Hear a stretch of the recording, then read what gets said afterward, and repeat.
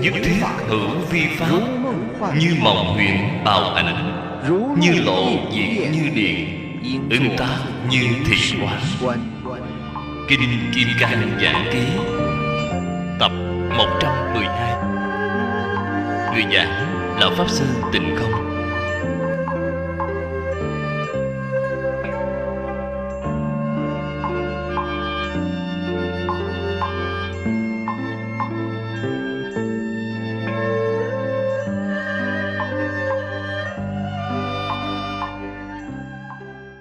Dưới ngòi bút,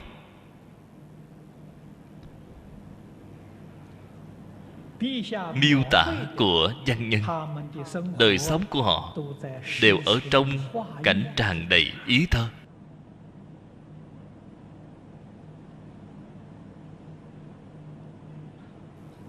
Thật sự là chân thiện mỹ huệ. Hiện nay không còn nữa. Người trước đây sống là đời sống của thiên đường. Người hiện nay sống là đời sống gì vậy? Là đời sống của yêu ma quỷ quái. Đây là sự thật, không phải là giả. Không phải đời sống của con người, là đời sống của yêu ma quỷ quái. Làm sao có thể sánh với nhân thiên được?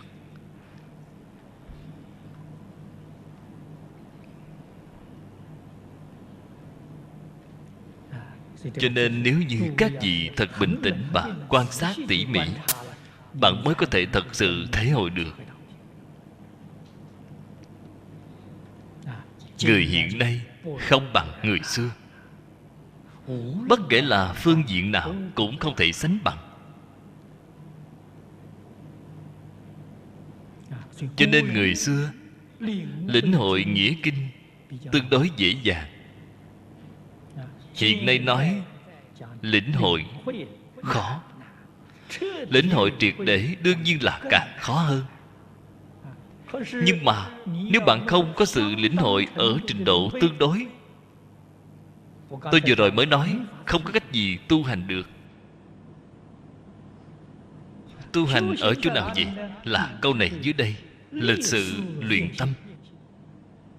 Lịch là kinh qua, trải qua. Sự chính là những việc nhỏ nhặt ở trong đời sống thường ngày. Bạn mỗi ngày làm những sự việc này là ngay trong công việc, đề khởi công phu quán chiếu. Bát Nhã Ba La Mật ở đâu vậy? Kim Cang Bát Nhã Ba La Mật ở đâu vậy? Ở trong đi, đứng, nằm, ngồi. Hành là đi, không phải đi. Ngồi ở đây. Hiện nay mọi người đều ngồi ở trong giảng đường, đều ngồi ở đây.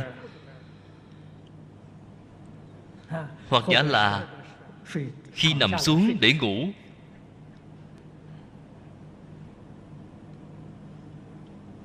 Khi mặc áo ăn cơm. Cái người biết ăn cơm đó, mỗi một miếng cơm đều là Bát Nhã Ba La Mật. Bạn biết hay không? Nếu bạn không lĩnh hội triệt để, bạn làm sao có thể mỗi một miếng cơm đều là Kim Cang Bát Nhã được chứ? Mỗi một ly trà đều là Kim Cang Bát Nhã. Cho đến đón tiếp khách. Trong nhà có khách đến, bạn đón tiếp họ, họ đi rồi bạn đưa tiễn họ, đều là Bát Nhã Ba La Mật.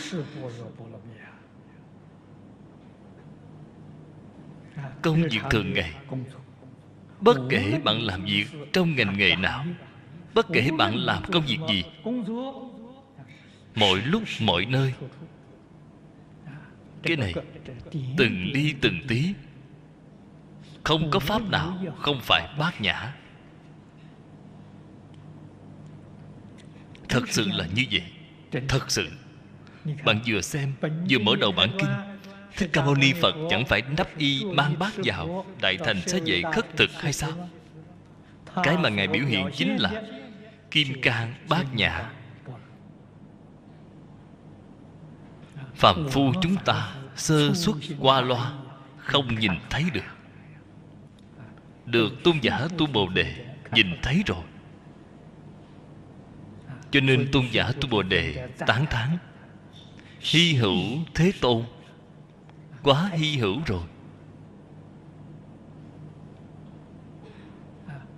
Không có ngờ rằng Kim Cang Bát Nhã chí cao vô thượng, hóa ra là ở trong đi đứng nằm ngồi, mặc áo ăn cơm.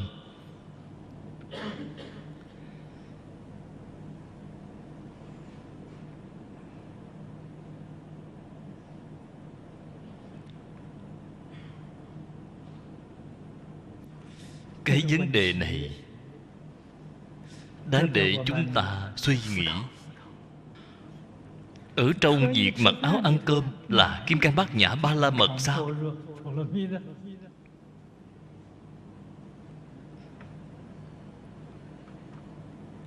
Nếu bạn có thể nắm vững cương lĩnh quan trọng nhất mà Phật dạy cho bạn ở trên bộ kinh này,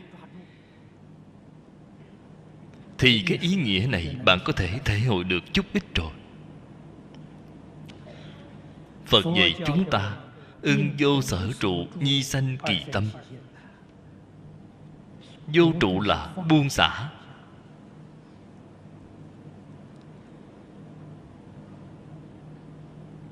Đem tất cả vọng tưởng buông xả, tất cả phân biệt chấp trước thảy đều buông xả. Đây chính là Kim Cang Bát Nhã. Còn về đi đứng nằm ngồi, mặc áo ăn cơm, công việc thường ngày, đó là nhi sanh kỳ tâm. Ưng vô sở trụ, nhi sanh kỳ tâm. Vô trụ sinh tâm, bởi sinh tâm vô trụ. Đó không phải Kim Cang Bát Nhã là gì?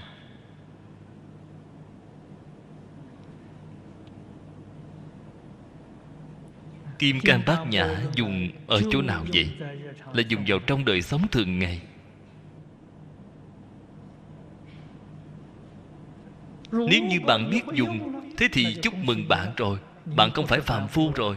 Bạn tối thiểu cũng là Bồ Tát sơ trụ viên giáo. Bạn thực sự biết dùng. Bạn không biết dùng thì sao? Không biết dùng chính là phàm phu.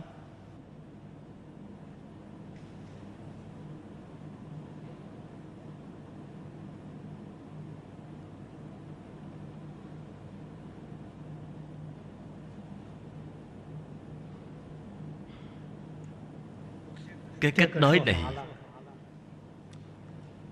mọi người nghe xong vẫn còn nghi hoặc, vẫn còn hiểu không rõ ràng. Chúng tôi nêu cái thí dụ đơn giản để nói. Mặc áo ăn cơm, đây là việc nhà mỗi người hàng ngày phải làm, không thể một ngày không làm. Y phục mặc phải sạch sẽ, phải mặc chỉnh tề. Cơm rau phải sạch sẽ.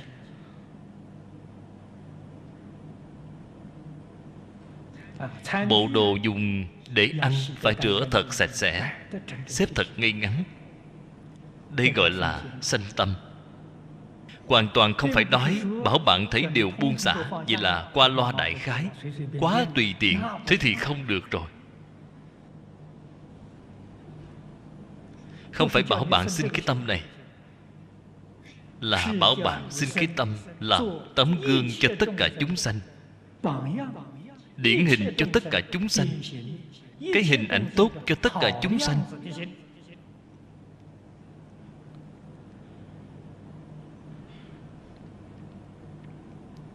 Có thể thấy cái tâm này chính là tâm đại từ bi của Như Lai. Ta tất cả đều buông xả rồi, tại sao những việc nhỏ nhặt này mọi thứ vẫn làm rất chỉnh tề như vậy chứ?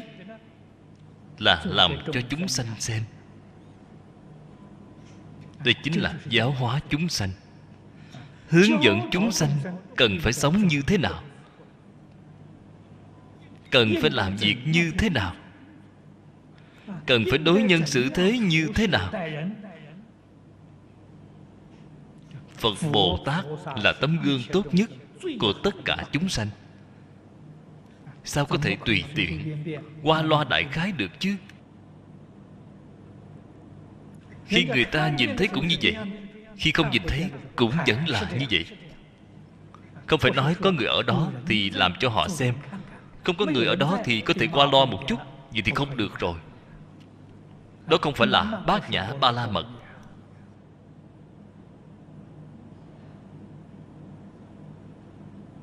Bát Nhã Ba La Mật là trong ngoài nhất trí, trong ngoài nhất như. Các vị từ chỗ này mà thể hội, từ cái chỗ này mà học tập, tu trì.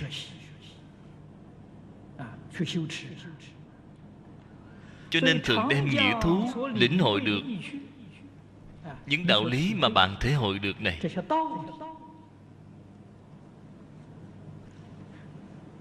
Cái pháp gì này? Thú không chỉ là quy thú. Cái quy thú này là xứng tánh, phải thường xuyên để ở trong tâm, tồn dưỡng tâm trung, ưu du hàm vịnh.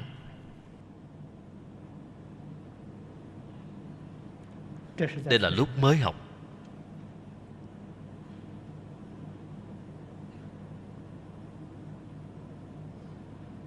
Quyết định không được gián đoạn. Đây vừa gián đoạn, phiền não liền sanh ngay. Tập khí từ vô lượng kiếp lại hiện hành, lại khởi tác dụng rồi. Cho nên không được gián đoạn. Điểm này tương đối khó khăn. Cho nên không phải dũng mãnh tinh tấn thì thành tựu rất chậm, thường hay thói chuyển. Đây là tiến thì ít, lùi thì nhiều. Cho nên thành Phật phải vô lượng kiếp, thật sự dũng mãnh tinh tấn, thì cái thời gian tu học đó sẽ rút ngắn. Đâu cần thời gian dài như vậy.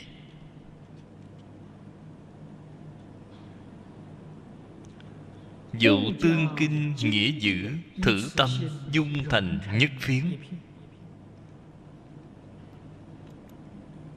Câu này hay. Người tu hành chân chánh có thể làm được câu này thì họ đời này nhất định thành tựu.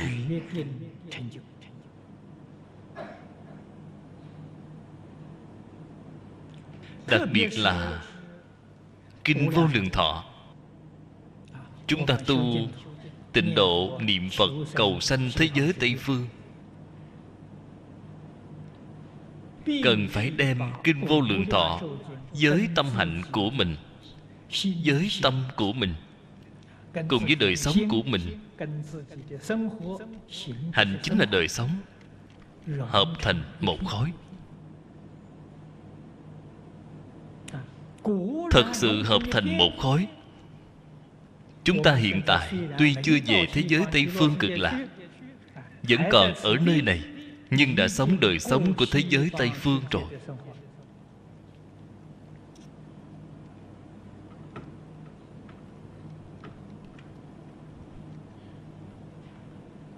Đây là sự thật, không phải là giả.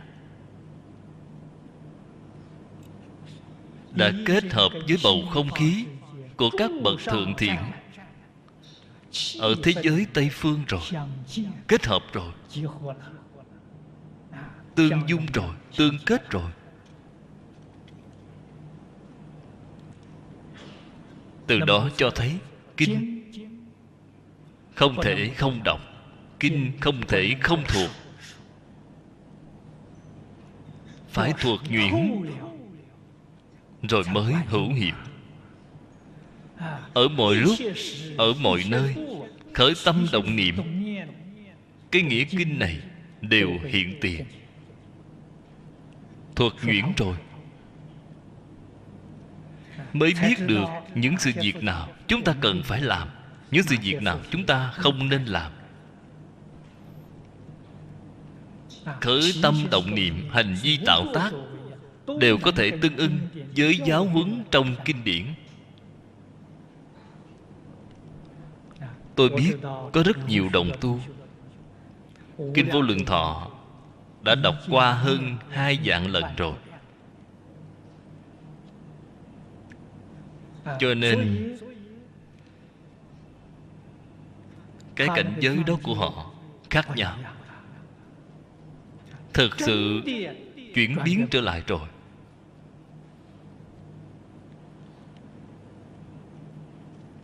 Từ đó cho thấy không chăm chỉ, không nỗ lực là không được.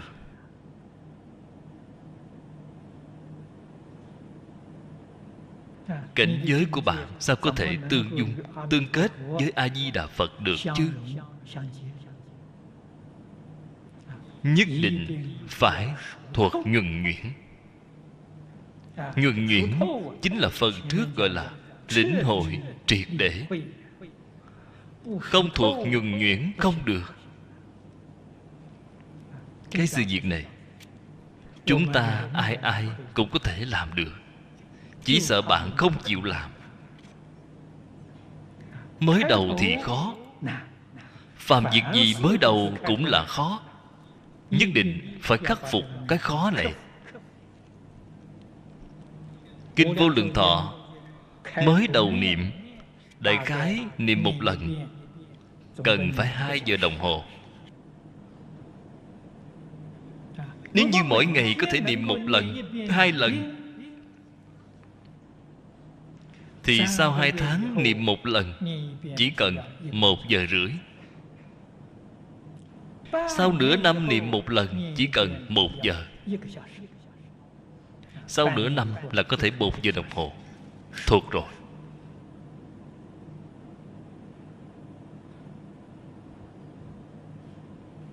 Và niệm được sau 1 năm. Đại khái bộ kinh này niệm 1 lần. Rất nhiều đồng tu nói với tôi 40 phút là đủ rồi. Thuộc hơn một chút nữa thì sao? Nửa giờ đồng hồ 1 bộ. Hiện tại ở Đài Loan, ở Mỹ có rất nhiều đồng tu một ngày đều là niệm 10 bộ. Tốc độ của họ là nửa giờ 1 bộ. Không bỏ lỡ công việc.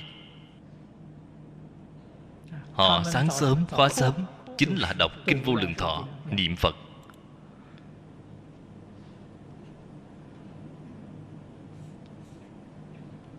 Mười bộ kinh rất thoải mái.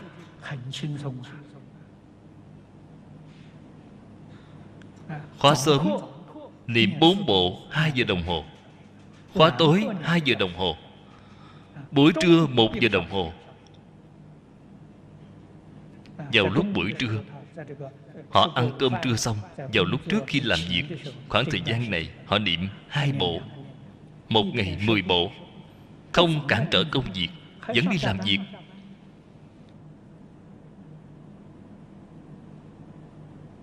Đọc thấy tinh thần sung mãn, vẻ mặt rạng ngời, thể chất tướng mạo đều thay đổi. Điều này chứng minh tướng chuyển theo tâm, một chút không sai. Họ hàng ngày niệm Phật, hàng ngày tưởng Phật, vô tình tướng mạo của họ đã biến thành tướng của Phật rồi. Vậy là biến đổi rồi.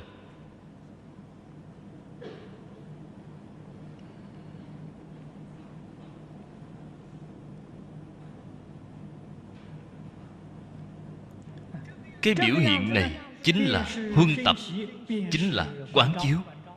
Đây chính là thật sự dụng công, thật sự tu hành. Không nhất định phải ngồi thiền, quán chiếu, không cần những hình thức này. Muốn làm bộ ra cái dáng vẻ của người niệm Phật, dáng vẻ của ngồi thiền, giả bộ ra cái dáng vẻ của người dụng công, không cần. Bạn bình thường hoàn toàn không có nhìn thấy họ đang dụng công gì hết. Người ta thật sự dụng công.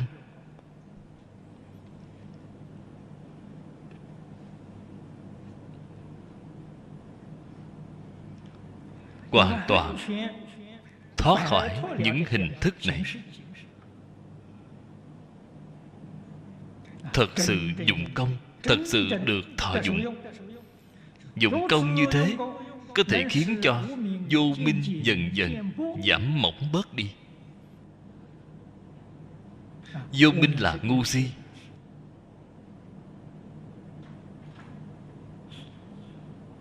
Vô minh ngu si mỗi ngày giảm bớt, thì đương nhiên trí huệ mỗi ngày tăng trưởng. Tăng trưởng Bồ Đề. Bồ Đề là trí huệ. Tăng trưởng tâm thanh tịnh, tăng trưởng trí huệ.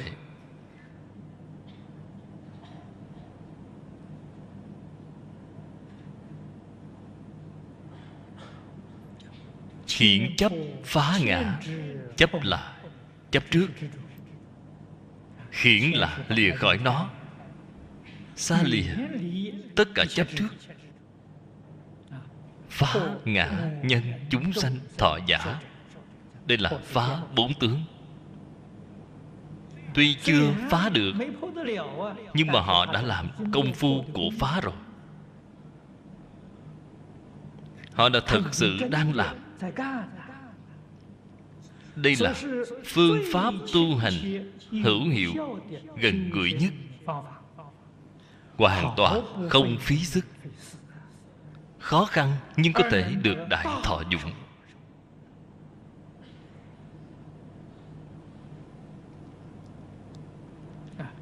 Cho nên người dụng công chân chánh, bạn không thấy được. Họ sáng sớm thức dậy rất sớm, đại khái là 3-4 giờ đã thức dậy rồi. Trước khi ăn sáng, khóa tụng của họ toàn bộ làm xong rồi. Sau khi ăn sáng xong, vẫn làm việc, vẫn đi làm như thường. Bạn hoàn toàn không thấy ra được. Cái gì mà bạn có thể thấy ra được là họ làm việc thoải mái, vui vẻ, từ sớm đến tối rất hoan hỷ. Đây là điểm bạn có thể nhìn thấy được. Chỗ dụng công chân thật thì bạn không thể thấy được.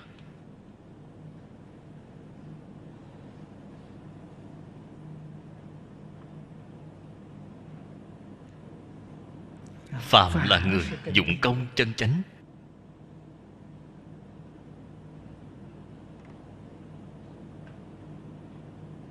phải đem những ác duyên này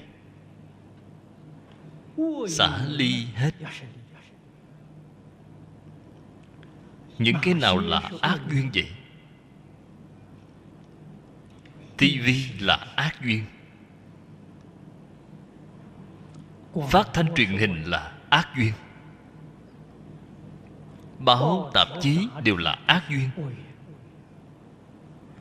Phải thấy đều buông xả, tâm liền thanh tịnh ngay. Mỗi một ngày thiên hạ thái bình, không có việc gì. Cho nên bạn xem những chúng sanh này hiện nay tâm bất bình, từ sớm đến tối thấp thỏm lo âu, thấy cả thế giới đang động loạn. Người tu hành vẫn thiên hạ thái bình, không có loạn, không có việc gì. Có việc gì đâu, không có việc gì cả. Thiên hạ của họ thái bình, thiên hạ của bạn là đại loạn, là khác nhau rồi. Bạn không nên cho rằng ở trong cái thời đại động loạn này vẫn có không ít người sống cuộc sống thái bình sao? Những người đó đều là người tu hành chân chánh.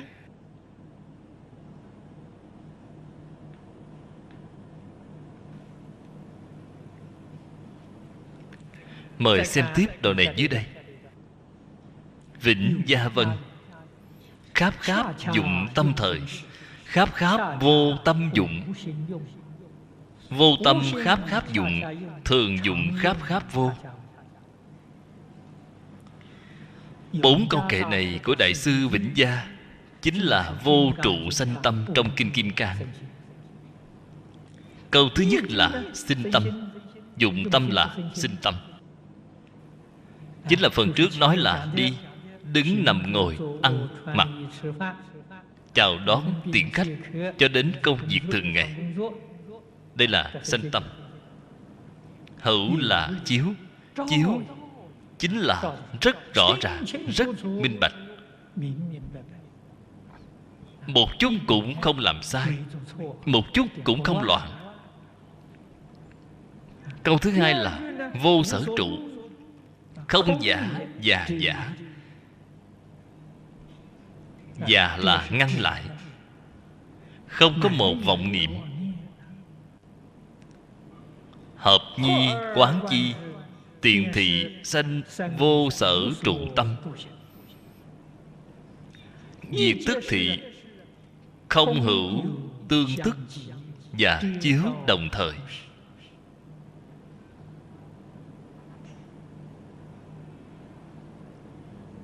Đệ tam cứu tức vô trụ nhi sanh tâm giả. Đệ tứ cứu tức sanh tâm nhi vô trụ giả. Đem câu 3, 4 hợp chung lại để xem, tức là giả chiếu, không hữu vô trụ sinh tâm, đều không thể nói.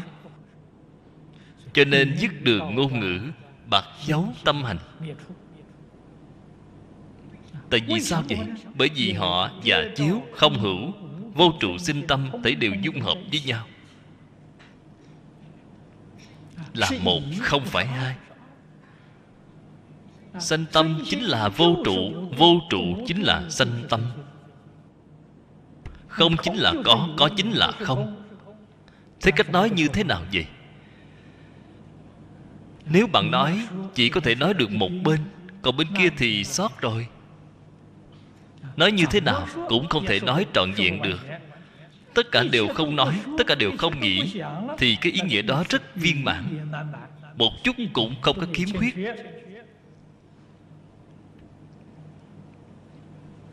Cho nên hữu kháp kháp là sanh tâm vô sở trụ. Cái ý nghĩa của sinh tâm vô trụ này là sâu rộng rồi.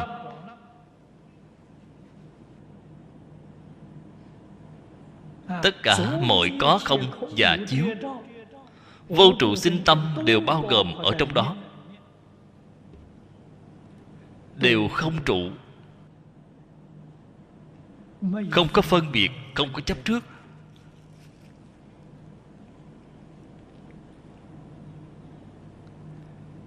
Bài kệ này hay vô cùng.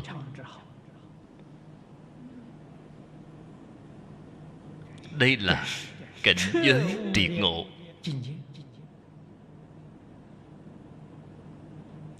Vĩnh gia căn tánh lợi.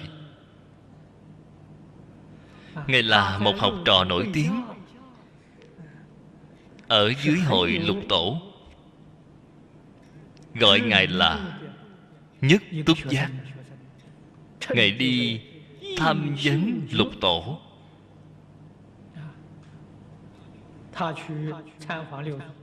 khai ngộ dưới hội Lục Tổ. Đây khi vừa khai ngộ liền muốn đi ngay.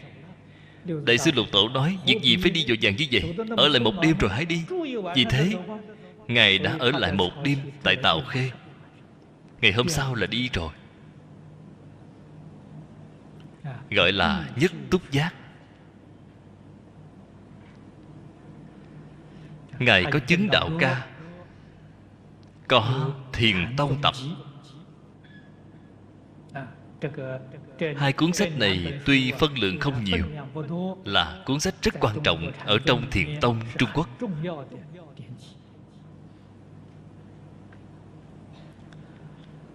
Đương tri sanh vô trụ tâm, tức thì sanh thanh tịnh tâm. Sanh thanh tịnh tâm, tức thì sanh thực tướng giả. Trên kinh nói với chúng ta, tính tâm thanh tịnh tắc sanh thực tướng. Thực tướng chính là thực tướng bát nhã, là trí huệ chân thật. Trí huệ chân thật không phải đến từ bên ngoài,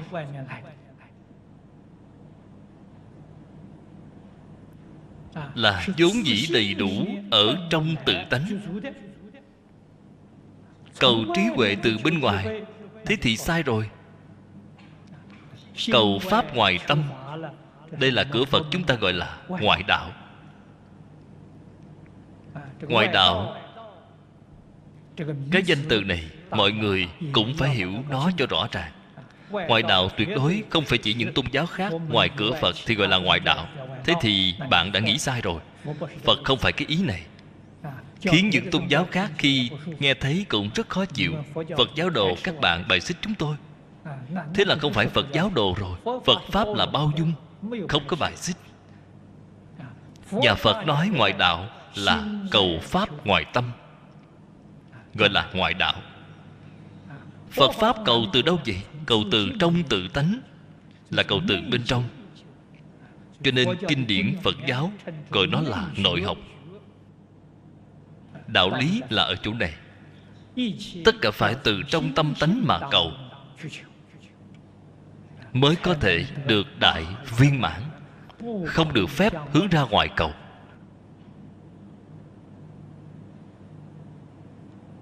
Người học Phật, học kinh giáo, nếu như một mực cầu ở trên kinh điển, thế là sai rồi. Thế là biến thành ngoại đạo rồi. Cái kinh sách này là ở ngoài tâm, không phải ở trong tâm, là ngoài tâm. Thế thì biến thành ngoại đạo rồi. Kinh sách không thể không cần. Cổ nhân có thí dụ, kinh sách là bản chỉ đường. Chúng ta muốn đi về đâu, theo cái bản chỉ đường đó. Bạn không được cho cái bản chỉ đường là cái nơi đó, thế thì sai rồi. Bạn phải theo cái phương hướng của nó để mà đi, thì đúng rồi. Không được chấp trước. Nó ở trong đây, ở trong bổn kinh này không có kim cang bát nhã. Kim cang bát nhã ở đâu? Trong cái bản kinh này, thế thì sai rồi. Ở trong bổn kinh này đâu có kim cang bát nhã. Kim cang bát nhã ở trong tâm bạn, ở trong tự tánh bạn.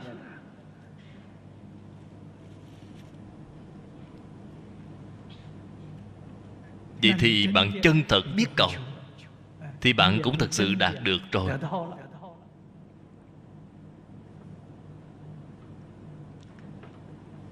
Người xưa thường nói,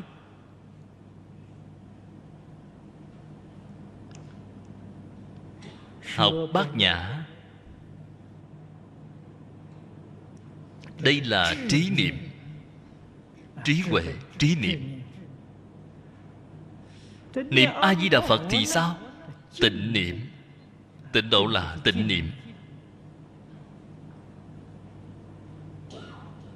Tịnh niệm mục đích là tâm thanh tịnh. Trí niệm mục đích là sanh tâm vô trụ.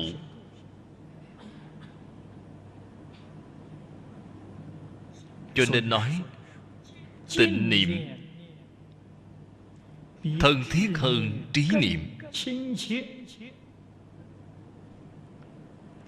Chúng ta xem cái ý nghĩa của câu này đã rất rõ ràng rồi. Tâm thanh tịnh chính là tâm vô trụ. Tâm có trụ thì đâu có thể thanh tịnh được chứ.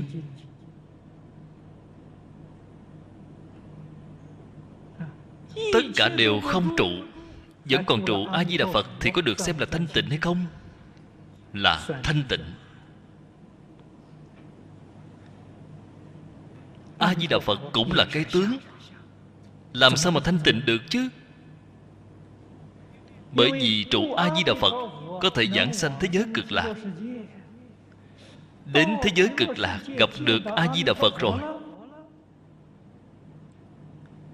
Cổ Đức nói rồi, chỉ được gặp A-di-đà, lo gì không khai ngộ. Cho nên gặp được A-di-đà Phật là thật sự thanh tịnh rồi. Cái pháp môn này là thù thắng hơn so với những pháp môn khác. Những pháp môn khác, nếu như nói là tâm vô trụ, không thể hiện tiền, thì không hiệu quả. Cũng chính là nói bạn không thể ra khỏi tam giới.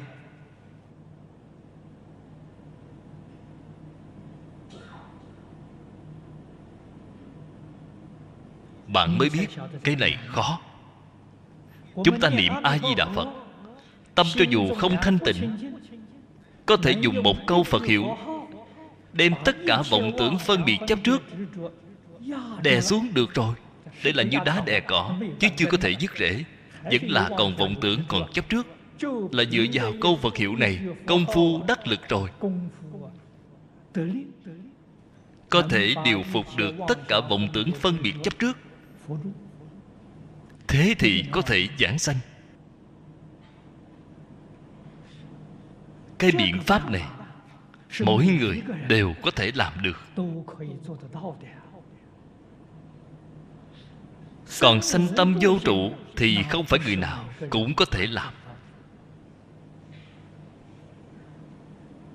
Vậy thì so ra pháp môn niệm Phật là dễ dàng hơn, đáng tin cậy hơn so với những pháp môn khác. Hơn nữa còn nhanh chóng hơn. Chúng ta xem đoạn tổng kết cuối cùng này. Tổng chi sanh vô sở trụ tâm, thì ly nhất thiết tướng chi chân thuyên. Lìa tướng nhất định là vô trụ. Vô trụ đích thực là lìa tướng. Tâm có chỗ trụ là không lìa tướng. Đây gọi là viên ly. Viên là viên mãn. Không phải ta đã lìa một bên, còn chấp trước một bên. Một mảy may cũng không được chấp trước. Phải lìa cho thật sạch sẽ. Ý nghĩa của viên là viên mãn. Viên ly giải nhất không đáo để. Diệt tức thị lý vô ngại. Sự vô ngại. Lý sự vô ngại. Sự vô ngại. Trong Kinh Hoa Nghiêm gọi là pháp giới tứ vô ngại. Pháp giới tứ vô ngại là người nào chứng được gì? Phần trước đã nói rồi. Sơ trụ viên giáo trở lên là chỗ chứng của 41 vị Pháp thân đại sĩ. Pháp giới tứ vô ngại tuy chứng được là như nhau, nhưng trong thực tế có cấp bậc sâu cạn khác nhau. Bên trong nó vẫn có 42 cái cấp bậc không như nhau. Là giống như mọi người chúng ta đã bước vào cái tòa nhà này rồi. Cái tòa nhà này là tứ vô ngại. Cảnh giới tứ vô ngại bạn vào rồi. Sau khi vào rồi, cái tòa nhà này có 5 tầng. Cái này cao thấp khác nhau. Là giống như cái tình cảnh như vậy. Xem tiếp một đoạn dưới đây. Phản hiển là nói từ mặt trái. Nhược tâm hữu trụ tắc vi phi trụ. Đây là nói ngược trở lại. Tâm vô trụ là đúng rồi, có trụ liền sai. Bất kể trụ cái gì, chỉ cần trụ là sai. Hay nói cách khác, chỉ cần tâm có trụ, bạn nhất định không phải là Bồ Tát viên sơ trụ.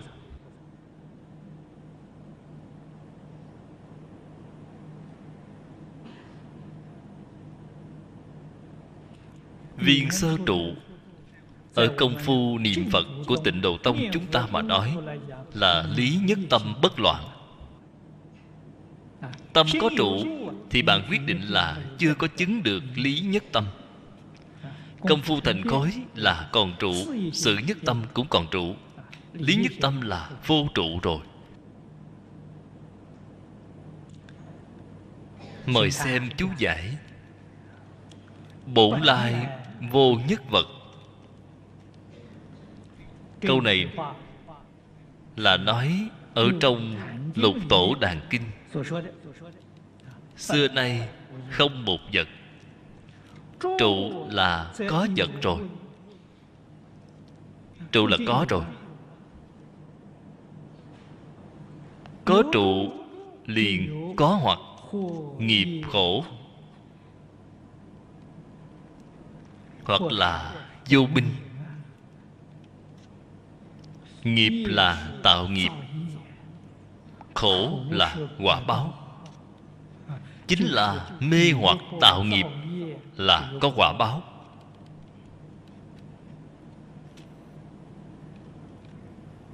Hoặc nghiệp nghiêm trọng liền biến thành lục đạo rồi. Hoặc nghiệp nhẹ, đó chính là Thanh Văn Duyên Giác Bồ Tát, chính là Pháp giới bốn thánh. Đây là 10 Pháp giới. Nếu như trong tâm vô trụ thì đã vượt khỏi 10 Pháp giới rồi. Các vị nhất định phải biết, Bồ Tát sơ trụ viên giáo, trụ nhất chân Pháp giới, không phải trụ 10 Pháp giới. Các ngài trụ nhất chân Pháp giới. Phật ở trong 10 Pháp giới. Tông Thiên Thai gọi là Phật Tạng Giáo,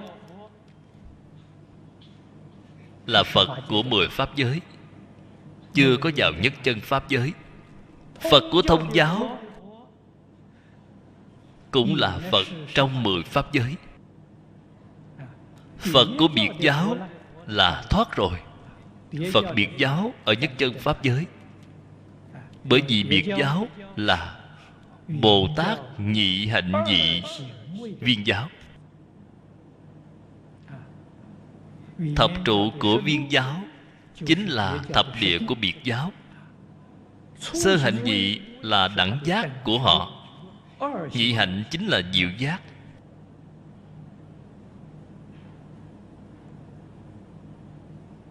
Cho nên liền có hoặc nghiệp khổ. Trụ là nguồn gốc của tam giới lục đạo.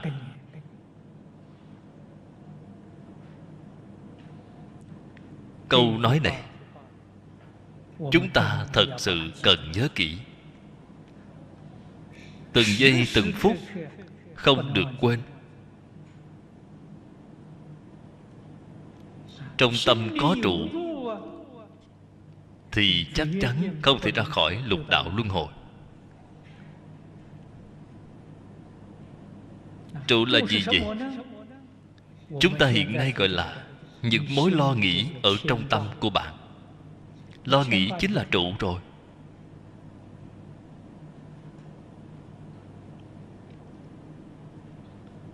Bạn lo nghĩ người thân của bạn cũng vậy. Lo nghĩ cho của cải của bạn cũng vậy. Chỉ cần bạn có lo nghĩ là bạn đang tạo lục đạo luân hồi.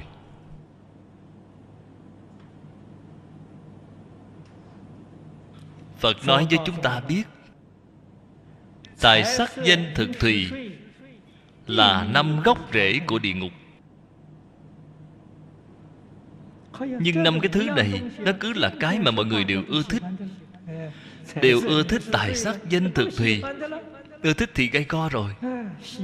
Tương lai là đi vào địa ngục rồi. 5 gốc rễ của địa ngục. Bạn đối với 5 cái thứ này ở trong tâm vẫn còn tham luyến, vẫn thường hay nghĩ đến. Bạn muốn cái gì vậy? Muốn đọa địa ngục. Đây là sự thật, không phải giả. Tại vì sao bạn bị đọa địa ngục vậy? Chính là 5 cái thứ này kéo bạn đi xuống. Có một rễ là đã kéo xuống địa ngục rồi. 5 rễ thì gây go rồi, nguy to rồi.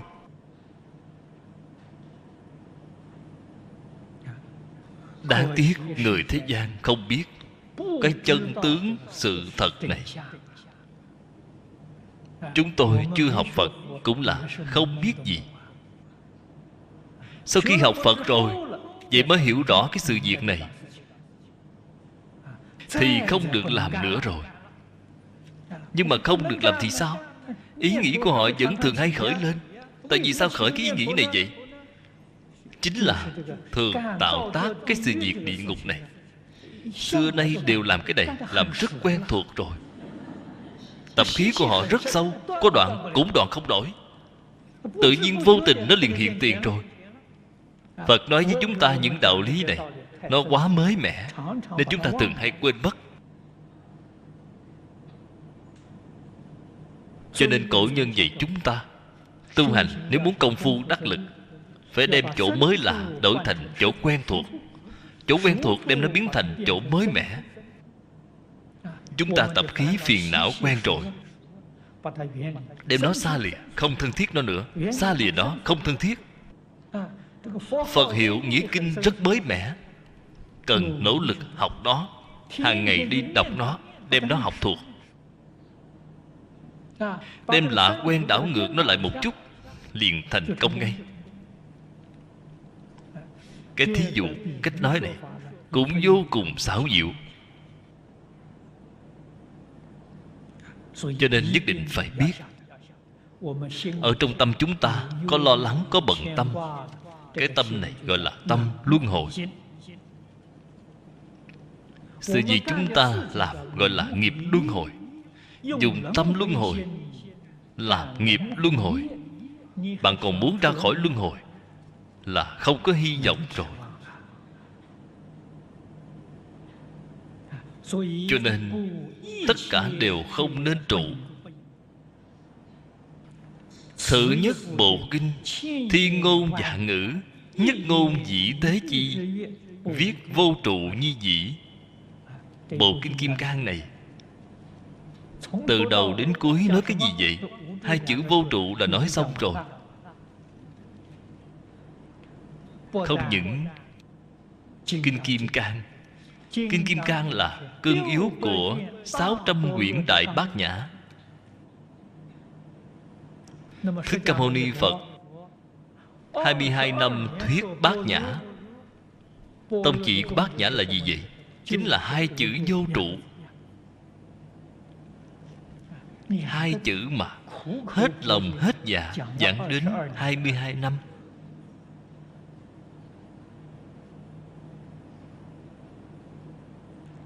Trước đây mọi người đều bái phục, đều tán thán Đại sư Trí Giả là quá tuyệt vời. Đề kinh của Diệu Pháp Liên Hoa đã giảng đến 90 ngày. Chính là cái đề kinh 5 chữ Diệu Pháp Liên Hoa Kinh đã giảng 90 ngày. Mọi người không ngờ rằng Thích Ca Mâu Ni Phật 22 năm giảng có hai chữ vô trụ.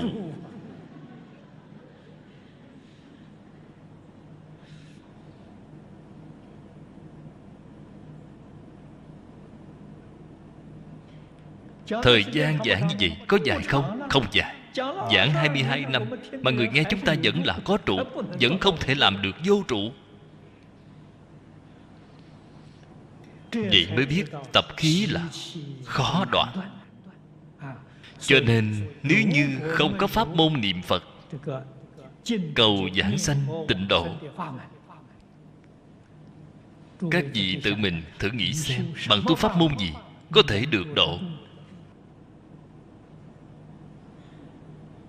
Vô lượng pháp môn, 8 vạn 4 ngàn pháp môn đều phải làm được vô trụ mới có thể được độ.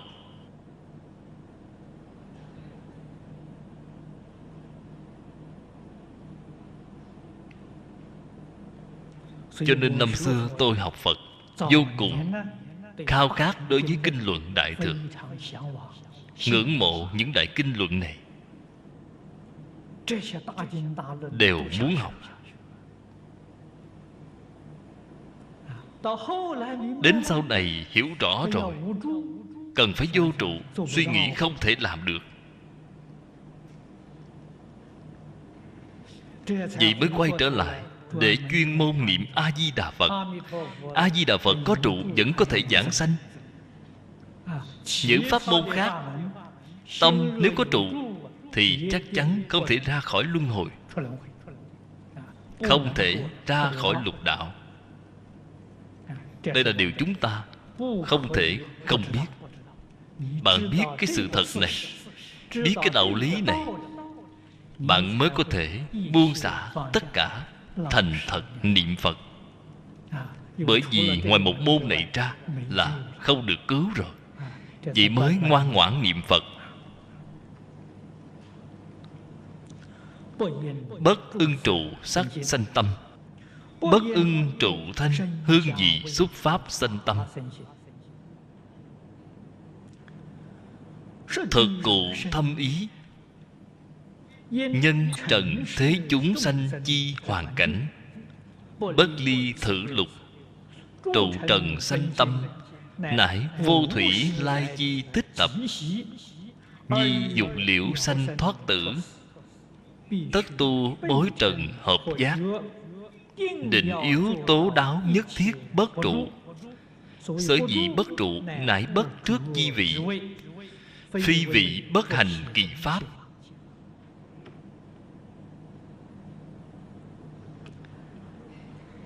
Như thế không nên trụ lục trần sinh tâm. Câu kinh văn này ý nghĩa sâu rộng vô hạn, vô cùng sâu rộng. Bởi vì hoàn cảnh của chúng sanh trần thế, chữ trần này là chỉ chúng sanh lục đạo, không chỉ là cái thế gian này của chúng ta. Nó bao gồm cả trời dục giới, trời sắc giới, trời vô sắc giới, bao gồm 28 tầng trời. Thiên nhân của 28 tầng trời cũng là trụ trần sinh tâm.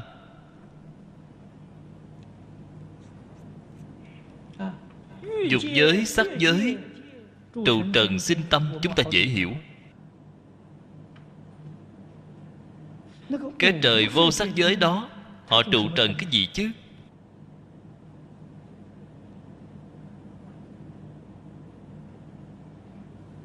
Chúng ta đọc Lăng Nghiêm là hiểu rõ ngay.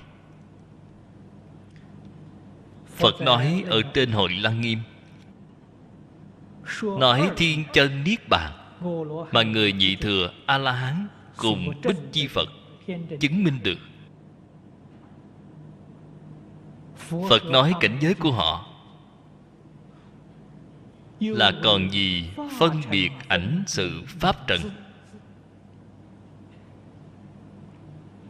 Ngay cả A-la-hán, Bích Chi Phật vẫn trụ ở trong pháp trần. Cái pháp trần đó gọi là diệt pháp trần. Pháp trần có sanh diệt. Họ không phải trụ ở sanh pháp trần, họ trụ ở trong diệt pháp trần. Vẫn là sai rồi. Thanh văn duyên giác đều sai rồi. Vậy thiên nhân tứ không là có thể suy ra mà biết.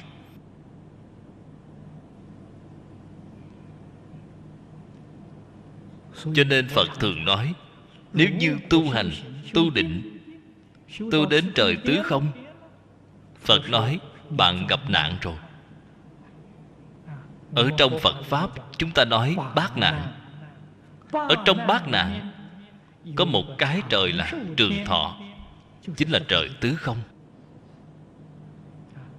Trời tứ không gặp cái nạn gì vậy?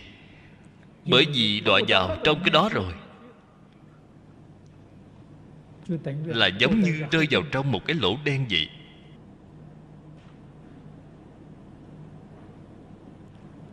Cái tâm niệm này của họ hoàn toàn ngừng bặt rồi, hoàn toàn đọa vào trong vô minh,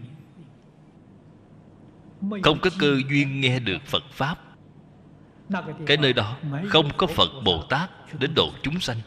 Vì sao vậy? Phật Bồ Tát đi đến nơi đó, những người đó chẳng quan tâm gì đến các ngài, không biết đến gần gũi, cũng không muốn nghe các ngài.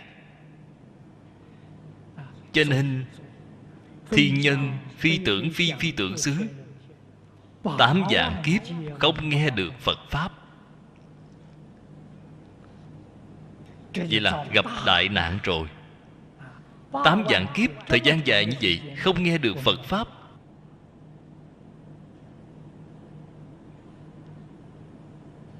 Không nghe Phật Pháp là không có cơ duyên được độ. Duyên được độ gián đoạn rồi. Bạn nói cái này đáng tiếc biết bao. Cho nên gọi nó là một trong bát nạn.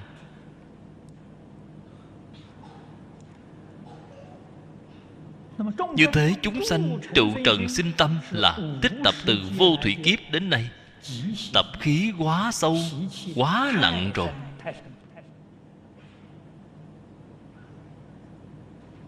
Họ một cách rất tự nhiên liền khởi hiện hành. Đối với ngũ dục lục trần khởi tham sân si mạng, họ cái tâm đó tự nhiên liền sanh ra rồi.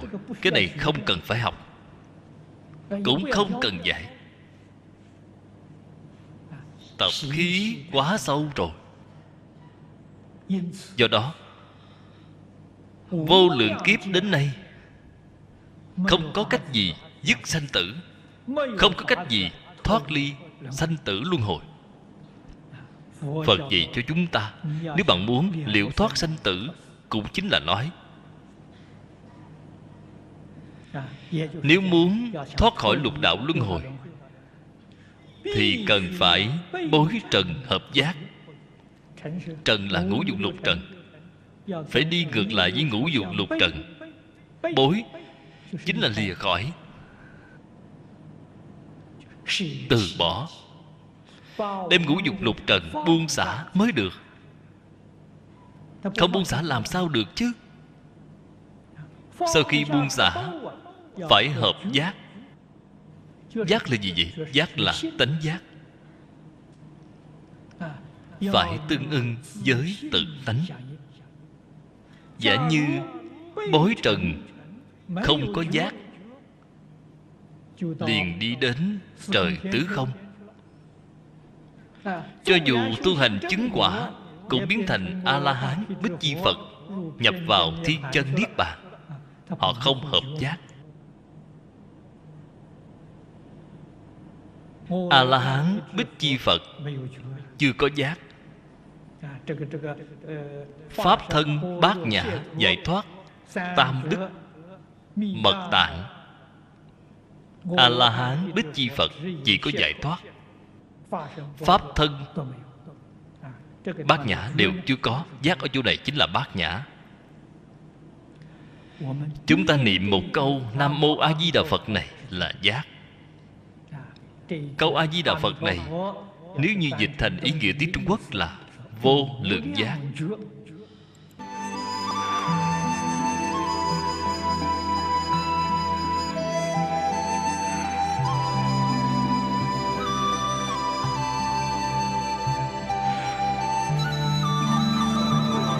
Cẩn dịch Viên Đạt cư sĩ, Vọng Tây cư sĩ, Vọng Tây cư sĩ a.gmail.com. Người đọc Hạnh Quang. Phát tâm cúng dường do gia đình Phật tử Thiện Đức thành kính cúng dường. Nguyện cả thảy chúng sanh đều tín niệm Di Đà, đồng cầu sanh về nước Cực Lạc. Nguyện đem công đức này trang nghiêm cõi nước Phật, trên đền 4 ơn nặng, dưới cứu khổ 3 đường. Nếu có ai thấy nghe, đều phát tâm Bồ Đề, hết một báo thân này, đồng sanh về nước Cực Lạc. Nam Mô A Di Đà Phật.